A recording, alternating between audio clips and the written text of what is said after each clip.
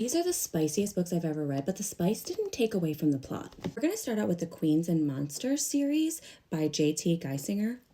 The spice in these fucking books, I'm telling you, I was giggling. The two main characters like just meet and he says, come sit on my lap and let me fuck you while I feed you dinner. What? But the plot of the books is so good and it's like twisty and the banter and the writing.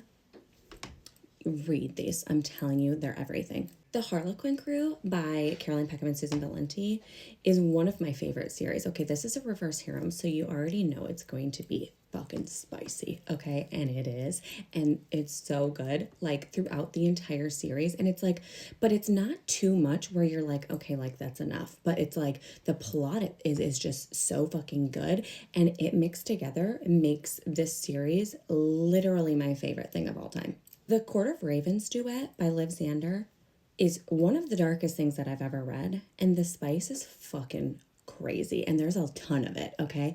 But like the story and like the shit the characters are going through and like the backstory, like everything, the world building, like it's everything. But like to add like really great spice on top of it is like, it just makes it the perfect fucking book. Pretty Monster by Sheridan Ann was so spicy, and I'm telling you, but like the plot, it's kind of like a thriller, not a thriller, I can't even explain it because you're like, wait, what's going on, what's happening, and like you're questioning yourself, and like the plot is so fucking good, but it's spicy from like the beginning. I was like, oh, this is starting out, I'm like afraid that it's going to be too spicy.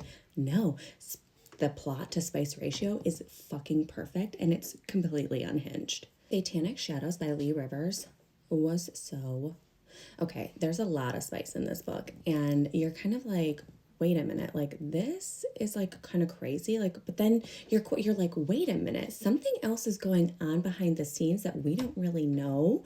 Okay, and you don't start really figuring it out until like 70%, like 75% of the book, and then you're like, oh, like I need to know what's going on, like something is happening.